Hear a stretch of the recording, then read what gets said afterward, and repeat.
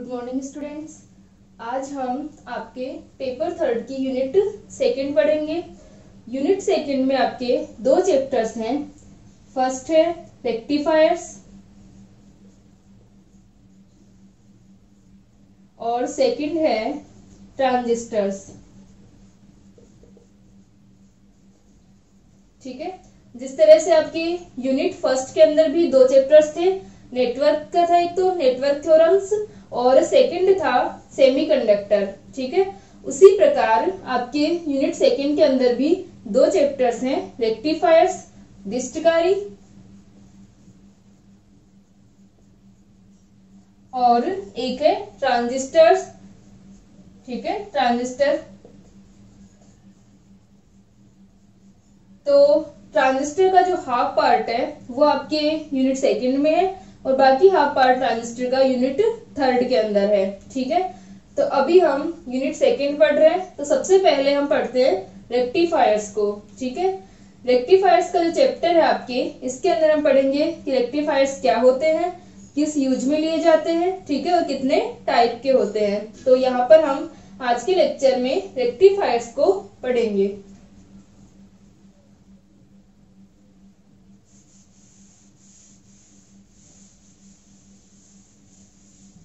ठीक है, तो सबसे पहले हम पढ़ते हैं कि रेक्टिफिकेशन क्या होता है, डिस्ट करंट क्या होता है। हम जानते हैं कि जो हमारी इलेक्ट्रिक करंट्स होती हैं वो दो प्रकार की होती हैं। ठीक है,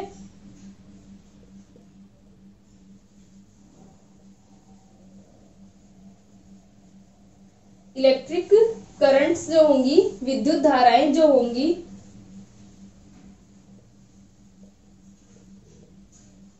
दो प्रकार की होती है।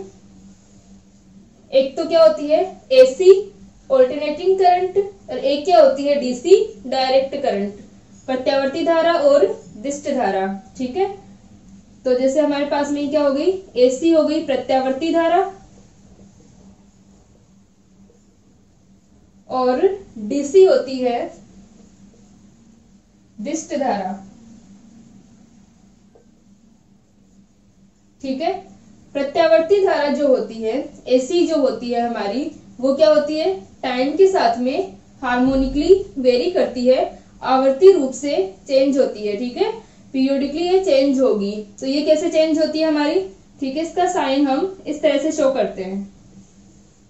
ठीक है, और इसका मान और दिशा, ठीक है, इसकी वैल्यू और डायरेक्शन दोनों ही क्या होंगे, टाइम के साथ में वेरी करते हैं। ठीक है, तो जैसे मान लो हमारी साइन वेव होती है या कोस वेव है या जो भी हमारी वेव्स हैं जो कि पीरियोडिकली चेंज हो रही हैं, उन्हें हम क्या कहते हैं, प्रत्यावर्ती धाराएं होती है अपनी। ठीक है, तो यहां से अपने पास में क्या हो गया कि जो हमारी एसी होती है, ऑल्टरनेटिंग करंट जो होती है, वो टाइम के रिस्पेक्ट में वेरी करती है। ठीक है, और इसकी डायरेक्शन भी क्या होगी, चेंज होगी और इसकी जो मैग्नीट्यूड होता है, ठीक है, टाइम के साथ में क्या होगा, चेंज हो सकता है। और जो हमारी डीसी है, डीसी जो होगी डायरेक्ट करंट डिस्ट धारा, ये समय के साथ में परिवर्तित नहीं होती है और इसकी क्या होगी, एक फिक्स डायरेक्शन होगी, निर्दिष्ट दिशा होती है। ठीक है, और इसे हम एक लाइन से ही शो करते हैं, कई बार इस तरह से आपने देखा होगा। ठीक है, या फिर जब हम इलेक्ट्रिक सर्किट्स में लगा रहे होते हैं तो हमारे पास में इस तरह से हम शो करते हैं। ठीक है, तो हमारे पास में क्या होगा, जैसे हमने वोल्टेज के लिए शो करते हैं, हम बैटरी को हमने लगाया है 5 वोल्ट है, तो यहाँ पर ये हमारी क्या होगी, प्रत्यावर्ती वोल्ट, ये डिस्ट वोल्टता होगी। ठीक है,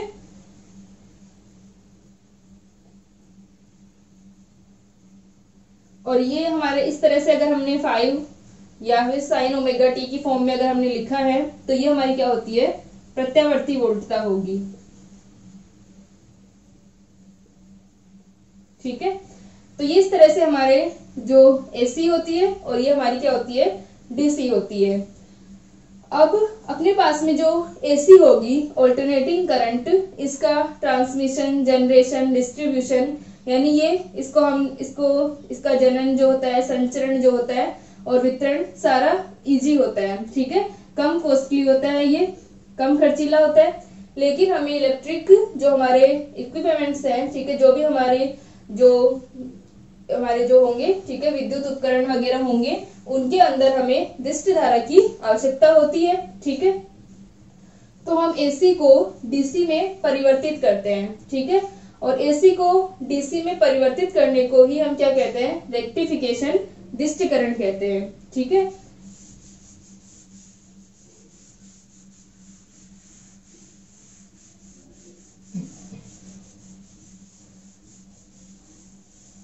तो रेक्टिफिकेशन क्या होगा, दिष्टकरण क्या हो जाएगा कि दिष्टकरण वह युक्ति है जिसमें प्रत्यावर्ती धारा को या प्रत्यावर्ती वोल्टता को दिष्ट वोल्टता या धारा में परिवर्तित किया जाता है। ठीक है, वो हमारा क्या कहलाता है, दिष्टकरण कहलाता है। तो हम लिख सकते हैं कि दिष्टकरण कौन सी प्रोसेस होगी जिसमें हम प्रत्यावर्ती को दिष्ट में चेंज करते हैं।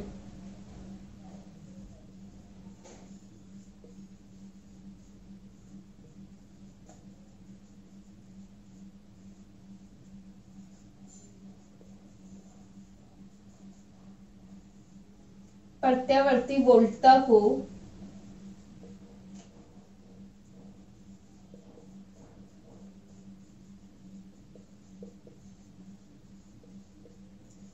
दिष्ट वोल्टता में परिवर्तित किया जाता है।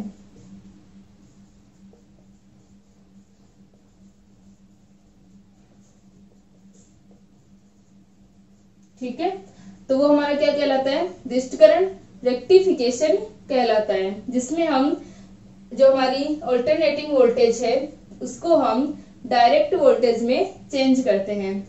लेकिन रेक्टिफिकेशन से जब हम इसे एसी को डीसी में कन्वर्ट करते हैं, ठीक है, एसी को डीसी में कन्वर्ट करने पर हमें कंप्लीट डीसी नहीं मिलती है। ठीक है, जैसे मान लो हमारा इनपुट जो है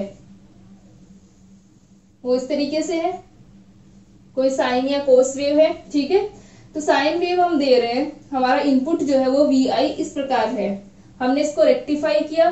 ठीक है, रेक्टिफिकेशन हम इसका कर रहे हैं, तो हमें जो आउटपुट मिलेगा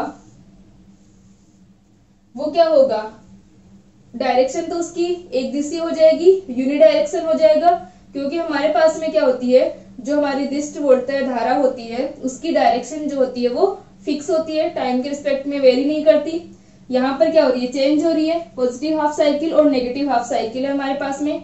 तो इसके अंदर हमें सिर्फ एक डायरेक्शन में ही वैल्यू मिलेगी, ये जैसे हम हाफ वेव है या हमारा फुल वेव रेक्टिफायर है उसके अकॉर्डिंग। ठीक है, तो हमें डायरेक्शन तो एक मिल जाती है, लेकिन वो कंप्लीट हमारी डीसी नहीं होती, यानी टाइम के रिस्पेक्ट में वो वेरी करती रहती है। इसे हम पल्सेटिंग डीसी कहते हैं। ठीक है, स्पंदमान दिष्ट वोल्टता। ठीक है, ये हमारी क्या होती है, पल्सेटिंग डीसी वोल्टेज होती है, स्पंदमान दिष्ट वोल्टता होती है। ये जो होती है वो एसी और डीसी का मिक्स होती है, मिश्रण होती है। ठीक है, तो हमें इसको डीसी में कन्वर्ट करना होता है, और डीसी में कन्वर्ट करने के लिए हम क्या करते हैं, इसको फिल्टर करते हैं। ठीक है, हम फिल्टर को यूज करते हैं और फिर उसे डीसी में कन्वर्ट करते हैं। अब जो हमारे फिल्टर होते हैं वो कैपेसिटर, ठीक है, और इंडक्टर जो होते हैं हमारे संधारित्र और प्रेरकत्व, इनको यूज करके बनाए जाते हैं। ठीक है, तो सबसे पहले तो क्या होगा कि हमारे पास में हम रेक्टिफाई करने के लिए इसके अंदर रेक्टिफिकेशन करते हैं, इसका दिष्टकरण करते हैं। दिष्टकरण के लिए हम यूज लेते हैं ट्रांसफॉर्मर को। ठीक है, और डायोड अपने पास में। ट्रांसफॉर्मर से तो हमें क्या होगा, वोल्टता मिलेगी हमारी, जो हमारी एसी वोल्टेज है, और फिर हम दिष्टकरण के लिए यूज करते हैं डायोड को। ठीक है, क्योंकि डायोड जो होता है इसकी प्रॉपर्टी होती है कि ये यूनिडायरेक्शनल डिवाइस है, एक दिशीय युक्ति है। हमें पता है कि डायोड जो होता है वो एक ही डायरेक्शन में करंट को फ्लो होने देता है। ठीक है, फॉरवर्ड में जब हम इसे यूज करते हैं तभी क्या होगी, करंट फ्लो होगी। नेगेटिव के अंदर जब हम इसे रिवर्स बायस में लगा देते हैं तब क्या होगा, करंट फ्लो नहीं होती। ठीक है, तो सबसे पहले जो हमें एसी वोल्टेज मिलेगी, ठीक है, उसको हम क्या करते हैं, डिस्टकारी यूज करते हैं, रेक्टिफाई करते हैं उसे, रेक्टिफिकेशन, फिर उसको फिल्टर लगा करके उसे कंप्लीट डीसी के अंदर यूज किया जाता है। ठीक है, डीसी प्राप्त की जाती है। तो इसकी जो प्रोसेस होगी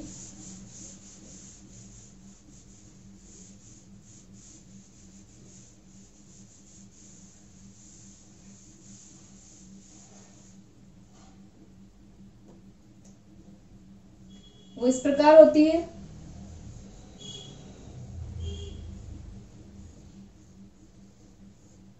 ये हमारी क्या होती है, प्रत्यावर्ती वोल्टता, एसी वोल्टेज।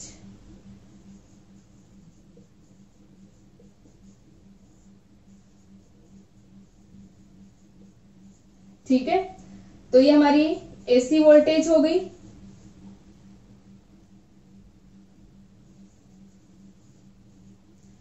तो ये अपने पास में एसी है। फिर उसके बाद में हम यूज करते हैं ट्रांसफॉर्मर को। ठीक है, नेक्स्ट हमारा क्या रहता है, ट्रांसफॉर्मर हम इसके अंदर यूज करते हैं। ठीक है, तो यहां से अपने पास में आ जाएगा ट्रांसफॉर्मर, फिर उसके बाद में आता है अपने पास में रेक्टिफायर,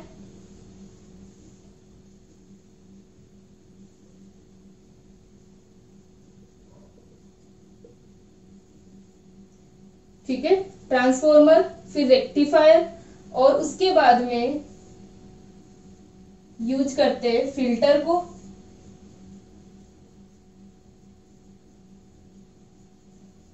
ठीक है, फिल्टर के बाद में यूज करते हैं हम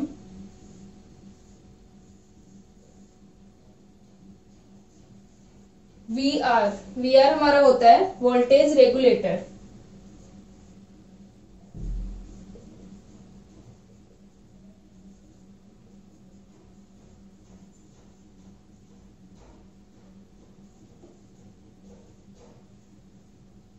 ठीक है, ये अपने पास में क्या होता है, वोल्टेज रेगुलेटर। और फिर हमें क्या मिलती है, निर्गत दिष्ट वोल्टता हमें मिलती है।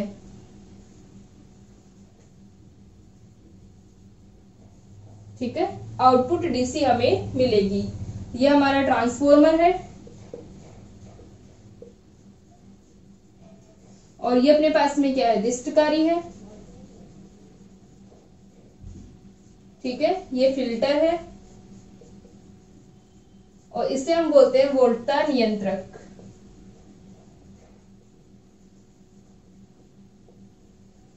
ठीक है, तो ये हमारी रेक्टिफिकेशन की प्रोसेस होती है। रेक्टिफिकेशन के अंदर अपन रेक्टिफाई करते हैं। रेक्टिफाई करने के बाद में जो हमें पल्सेटिंग डीसी मिलती है उसे हम फिल्टर से क्या करते हैं, डीसी में कन्वर्ट करते हैं। और ये हमारा वोल्टेज रेगुलेटर होता है जहां से हमें वोल्टेज को रेगुलेट किया जाता है। ठीक है, और फिर हमें क्या मिलती है, आउटपुट डीसी मिलती है। तो ये हमारी प्रोसेस होगी। ठीक है, यहां तक लिख लें, इसको डायग्राम बना ले।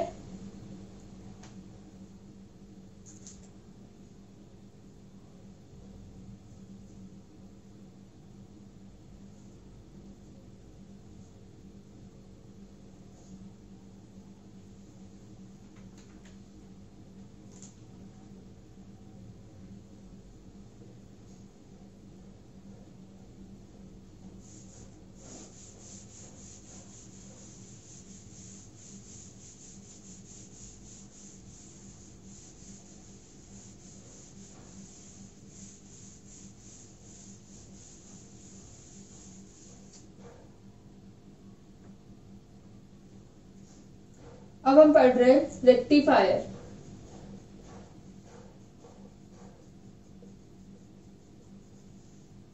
दिष्टकारी।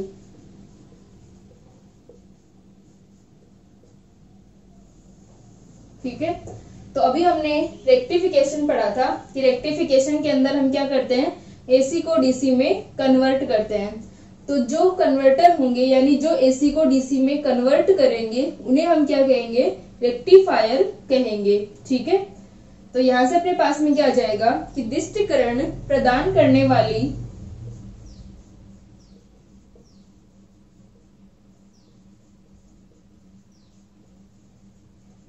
करने वाली युक्ति को, ठीक है, या दिष्टकरण प्रदान करने वाली जो हमारी डिवाइसेस होंगी, क्या कहते हैं, दिष्टकारी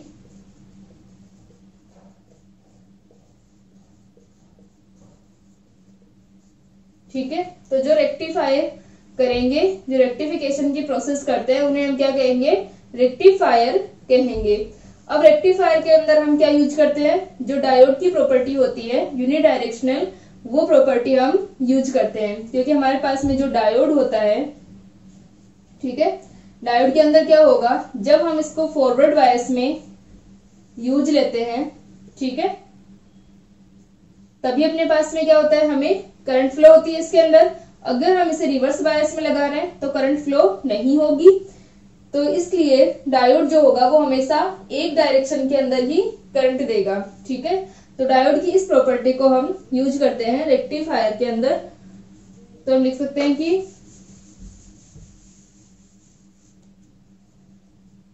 रेक्टिफायर्स में, दिष्टकारी में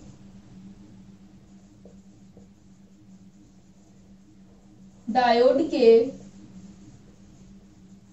एक दिशीय चालन युक्ति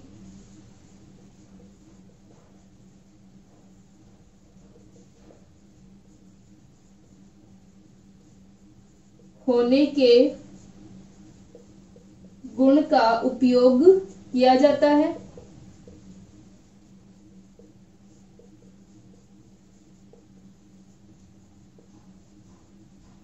ठीक है। और जो हमारे रेक्टिफायर्स होते हैं वो दो प्रकार के होते हैं।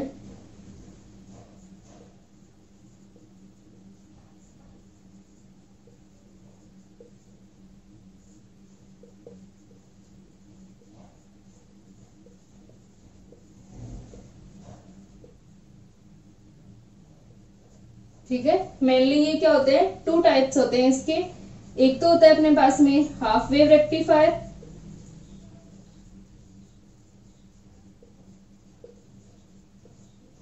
अर्ध तरंग दिष्टकारी,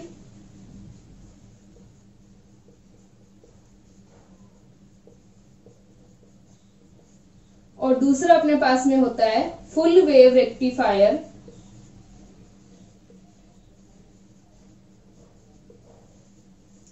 पूर्ण तरंग दिष्टकारी।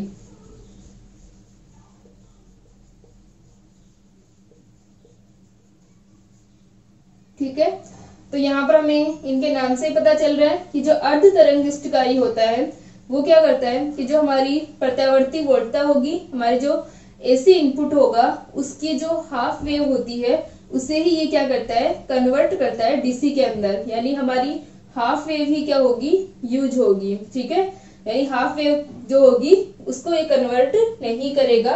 यानी अगर हम इसके अंदर इनपुट इस टाइप का दें तो हमें आउटपुट जो होगा वो इसी टाइप का मिलेगा, इस टाइप का मिलेगा। ठीक है, यानी हमारी जो नेगेटिव हाफ साइकिल है वो काम नहीं आ रही। यहाँ पर अपने पास में क्या होगा, सिर्फ हाफ वेव ही काम आ रही है। ठीक है, हाफ वेव को इसने डीसी में कन्वर्ट किया है। और जो हमारा फुल वेव रेक्टिफायर होता है ये क्या करता है, कंप्लीट साइकिल को या कंप्लीट हमारी जो वेव है उसे डीसी में कन्वर्ट करता है। ठीक है,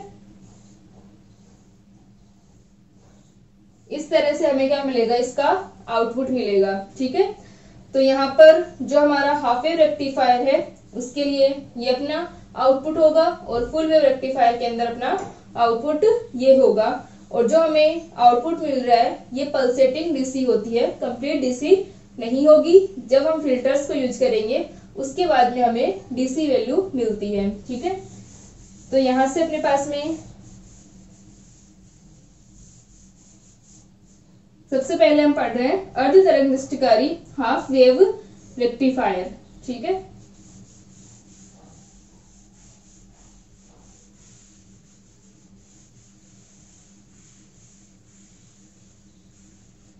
तो हम फर्स्ट पढ़ रहे हैं हाफ वेव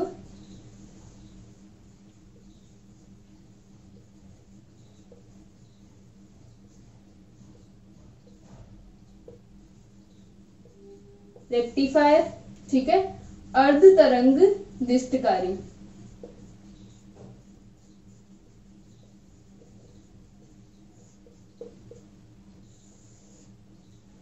जो हमारा अर्ध तरंगिष्टकारी होता है उसके अंदर क्या होगा, ट्रांसफॉर्मर यूज होगा, ठीक है, और एक डायोड यूज होगा, और एक हम रेजिस्टेंस लेते हैं जिसे हम क्या कहते हैं, लोड रेजिस्टेंस कहते हैं, ठीक है। तो इसका जो हमारा डायग्राम होता है वो इस प्रकार होता है,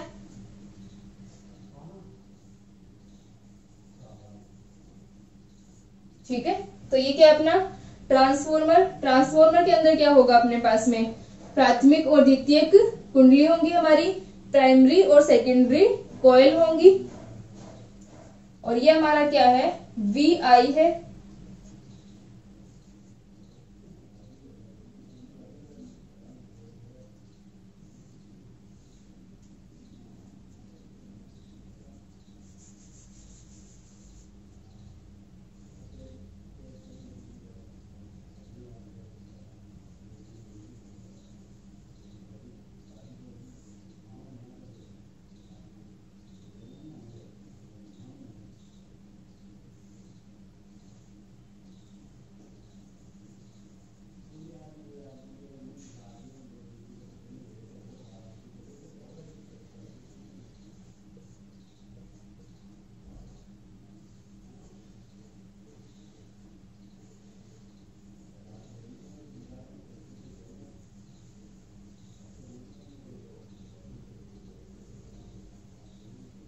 ठीक है। ये थोड़ा पास में बना लेना इसको।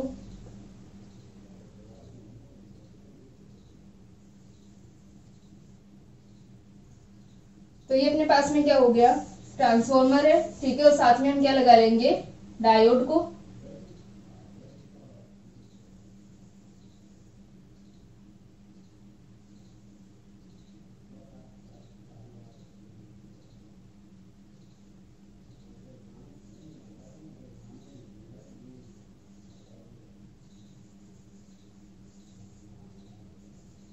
ये अपना क्या हो जाएगा, लोड रेजिस्टेंस RL, ठीक है, और यहाँ पर हम लोड रेजिस्टेंस के सिरों पर ही क्या लेते हैं, आउटपुट लेते हैं, ठीक है।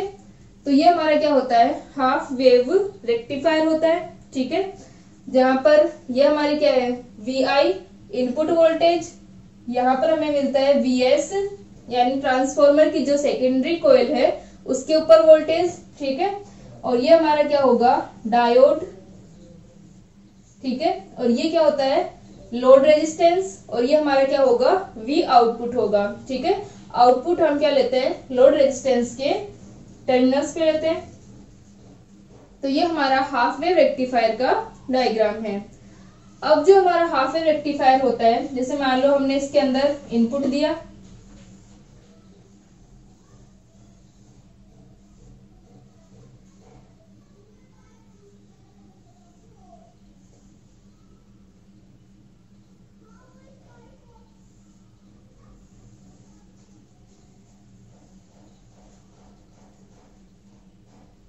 ये हमारा क्या हो गया, VI, ये अपना क्या है, VS, ठीक है, और हमें आउटपुट क्या मिलेगा, V आउटपुट हमें मिलता है,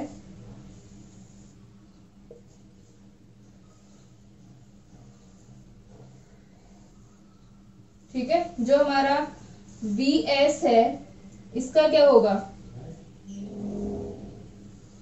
सिर्फ हाफ पार्ट ही क्या आता है इसमें, यूज आता है, ठीक है। तो जैसे हमारे पास में VI है, ये अपना क्या हो गया, VS हो गया, तो V आउटपुट के अंदर अपने पास में क्या मिलेगा, हाफ पार्ट ही यूज होगा, ठीक है। तो यहां से हम देख सकते हैं कि जो हमारा हाफ वेव रेक्टिफायर होता है, ठीक है, वो क्या करता है कि हाफ साइकिल को ही कन्वर्ट करता है। तो हाफ वेव रेक्टिफायर की हमारी प्रोसेस क्या होगी कि सबसे पहले जैसे मान लो हमने VI equal to EP sine omega t, ठीक है, ये हमारी क्या है, V इनपुट है। तो जब हमने इसको VI equal to EP sine omega t यहाँ पर इनपुट करेंगे, ट्रांसफॉर्मर का इनपुट होगा, ये हमारी क्या है, ठीक है, AC है।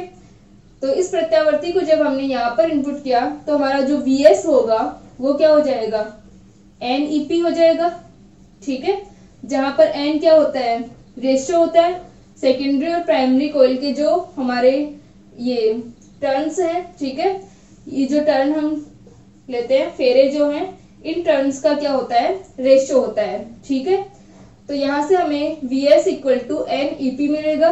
ठीक है, या फिर हम इसे कहें एन ईपी हमारा साइन ओमेगा टी, ये हमें क्या मिल जाएगा, Vs का मान मिल जाएगा। ठीक है, तो यहां से अपने को Vs मिल गया। अब जो Vs का मान है वही डायोड के लिए क्या है, इनपुट है। तो जब Vs की वैल्यू पॉजिटिव होगी, ठीक है, पॉजिटिव हाफ साइकिल की जब हम बात करेंगे तो क्या होगा, डायोड जो है वो फॉरवर्ड बायस में होगा जब ये पॉजिटिव और ये नेगेटिव है। ठीक है, तो यहां से अपने पास में क्या मिलेगा, डायोड जब फॉरवर्ड बायस में होगा तो ये करंट फ्लो होने देगा। ठीक है, यहां से जब करंट फ्लो होगी तो हमें आरएल के सिरों पर क्या मिलेगी, वोल्टता मिलेगी। हमारा सर्किट जो होगा वो कंप्लीट होगा। तो यहां से हमें क्या मिलती है, आरएल के सिरों पर वोल्टेज मिलती है। जब हम नेगेटिव हाफ साइकिल की बात करें तो हमारा ये टर्मिनल नेगेटिव और ये पॉजिटिव है। ठीक है, तो ये नेगेटिव और ये पॉजिटिव होगा तो उस टाइम के अंदर क्या हो जाएगा, डायोड जो है वो रिवर्स बायस में होगा। ठीक है, डायोड अगर रिवर्स बायस में है तो डायोड रिवर्स बायस में होने पर करंट फ्लो नहीं होगी। ठीक है, तो वहां पर हमें आउटपुट वोल्टेज नहीं मिलेगा। ठीक है, क्योंकि ये हमारा जो सर्किट है वो कंप्लीट नहीं होगा यहाँ से। तो यहाँ पर अपने पास में क्या होगा कि जो हमारी पॉजिटिव हाफ साइकिल है वही क्या होगी, कन्वर्ट होगी। ठीक है, और इसे हम क्या कहते हैं, हाफ वेव रेक्टिफायर, अर्ध तरंग दृष्टिकारी कहते हैं। तो यहाँ पर हम लिख सकते हैं कि जब, ठीक है, इसकी थ्योरी आप लोग लिख लेना बुक से, या फिर ठीक है मैं थोड़ा लिखवा देती हूँ इसके अंदर कि जब ट्रांसफॉर्मर के सिरों पर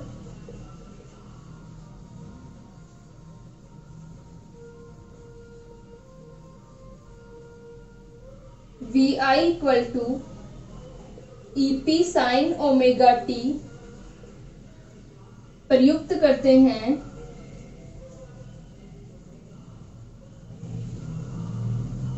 तो ट्रांसफॉर्मर की जो सेकेंडरी कॉइल है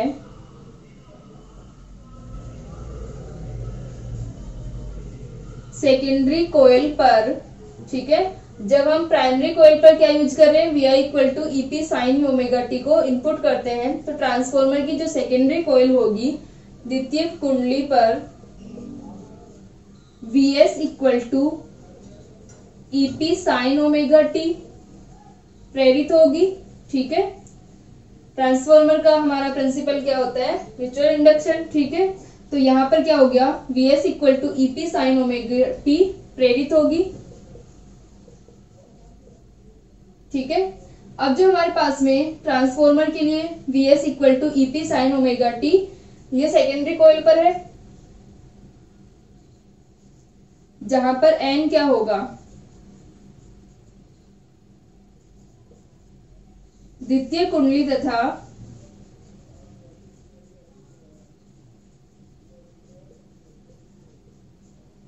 प्राथमिक कुंडली। ठीक है, जो हमारी सेकेंडरी कॉइल और हमारी प्राइमरी कॉइल है उनके फेरों की जो संख्या है उनका रेशियो।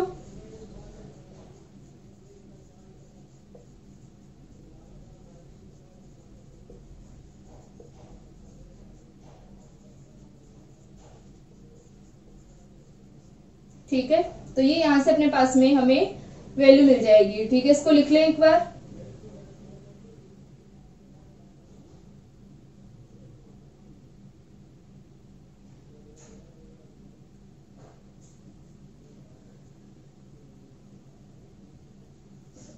ठीक है, यहां तक हो गया अपने पास में। अब हम क्या लिख सकते हैं कि जब हमारा इनपुट हमारा धनात्मक जो साइकिल है हमारी पॉजिटिव साइकिल, इसके अंदर क्या होगा, धनात्मक वोल्टता के लिए जो हमारा ए टर्मिनल है वो पॉजिटिव होगा और बी टर्मिनल क्या होगा, नेगेटिव होगा। ठीक है, तो जब हमारा ए टर्मिनल पॉजिटिव और बी नेगेटिव है तो डायोड जो होगा वो फॉरवर्ड बायस में होगा। ठीक है, डायोड फॉरवर्ड बायस में होगा तो आरएल से हमें क्या होगी, यहाँ से करंट फ्लो होगी और आरएल के सिरों पर हमें वोल्टेज मिलेगी। ठीक है, यानी डायोड के हाफ साइकिल जो हमारा इनपुट है इसके हाफ साइकिल के लिए हमें क्या होगा, आउटपुट मिलेगा। और ठीक है, जब नेगेटिव होगा तो यहाँ पर क्या हो जाएगा, ए टर्मिनल नेगेटिव और बी पॉजिटिव हो जाएगा। तो बी पॉजिटिव होने पर आरएल के सिरों पर हमें वोल्टेज नहीं मिलेगी, क्योंकि वहां पर क्या हो गया, डायोड अब रिवर्स बायस में है। ठीक है, तो नेगेटिव के लिए हमें वोल्टता नहीं मिलेगी। तो जो हमारा ये हाफ वेव रेक्टिफायर होगा वो इस तरह से आउटपुट देगा। ठीक है,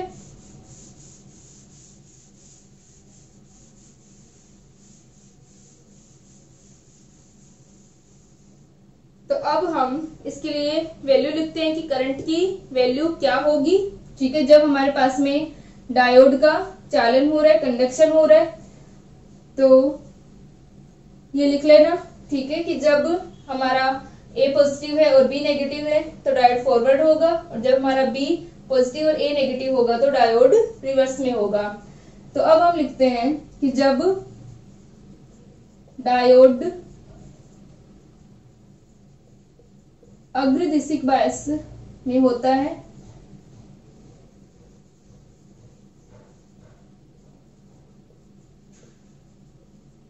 ठीक है, तो वहां से हमें क्या मिल जाएगी, current I equal to, I का मान क्या होगा, E M sine omega t, जहां पर हम ई एम क्या ले रहे हैं, डायोड के सिरों पर अधिकतम वोल्टता जो है। ठीक है, तो E M sine omega t divided by R plus R L. ठीक है, तो ये अपना किस साइकिल में हो जाएगा, 0 से t/2 के लिए।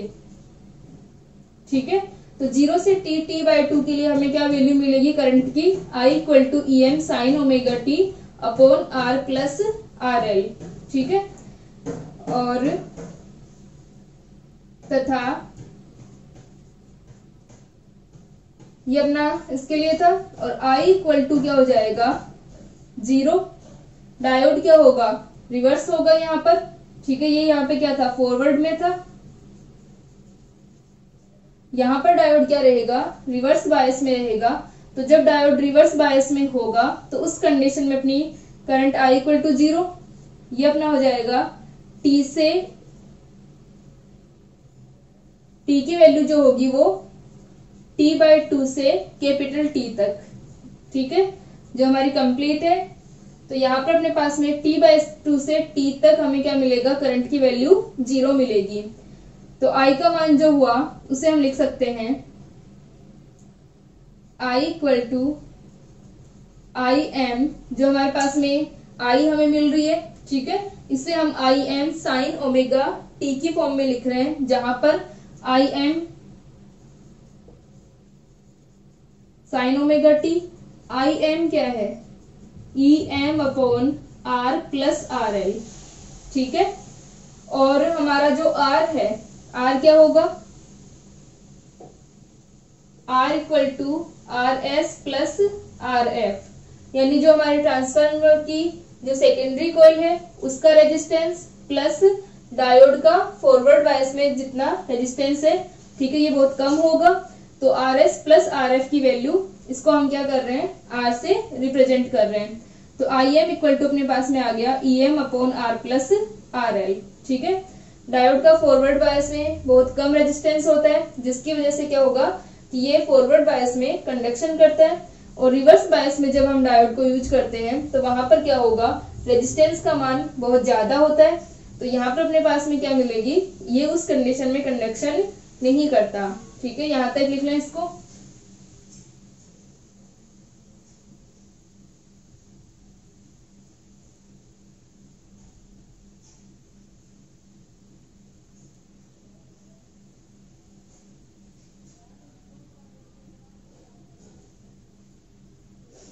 ठीक है, तो यहां से अपने पास में ये वैल्यू आ गई। यहाँ पर लिख लेना चाहे कि जब डायोड अग्रदिशिक बायस में है तो माना कि जो हमारा ट्रांसफॉर्मर है इसकी सेकेंडरी कॉइल का जो रेजिस्टेंस है वो आर एस है। ठीक है, द्वितीय कुंडली का प्रतिरोध आर एस है, तथा डायोड का जो रेजिस्टेंस है वो कितना है, आर एफ है। ठीक है, डायोड का प्रतिरोध आर एफ है। तो ये अपने पास में वैल्यू आ जाएगी इसकी करंट की।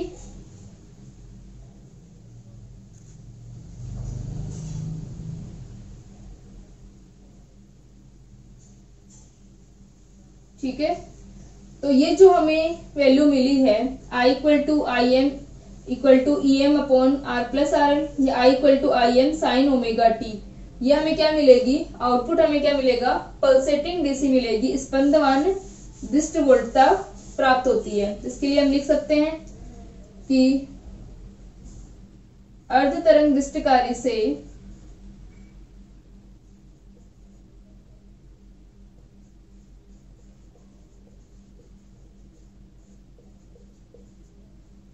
प्रत्यावर्ती वोल्टता के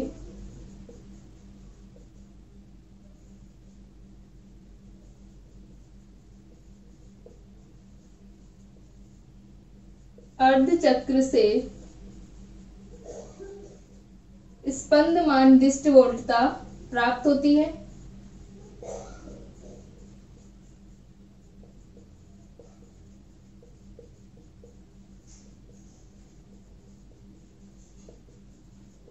ठीक है, क्या होगा, हमें सिर्फ हाफ साइकिल से मिलेगी, हाफ साइकिल से हमें क्या मिल जाएगी, पल्सेटिंग डीसी मिल जाएगी, और बाकी की जो हाफ साइकिल है, नेगेटिव हाफ साइकिल जो होगी वो हमें यूज नहीं होती। ठीक है, तो इस प्रकार हमें अर्ध तरंग विशिष्टकारी से ये वैल्यू मिली। अब हम नेक्स्ट लेक्चर के अंदर इसकी वैल्यूज निकालेंगे कि जो हमारी करंट है उसकी एवरेज वैल्यू, ठीक है, आई जो है उसकी हम एवरेज वैल्यू ज्ञात करेंगे, उसके बाद में हम इसकी आरएमएस वैल्यू ज्ञात करेंगे, और फिर हम आर का मान, ठीक है, जिसे हम क्या कहते हैं, रिपल फैक्टर कहते हैं, उर्मिका गुणांक, ये क्या होता है ये हम आगे पढ़ेंगे। ठीक है, इसका मान निकालेंगे, और अर्ध तरंग जो हमारा विशिष्टकारी है, हाफ वेव रेक्टिफायर है, इसके लिए हम इसकी एफिशिएंसी दक्षता को ज्ञात करेंगे। ठीक है, तो यहाँ पर लिख लें इसको, नेक्स्ट लेक्चर में हम इसके लिए सोल्व करेंगे। ठीक है, बाकी की जो वैल्यूज हैं वो आगे हम निकालेंगे।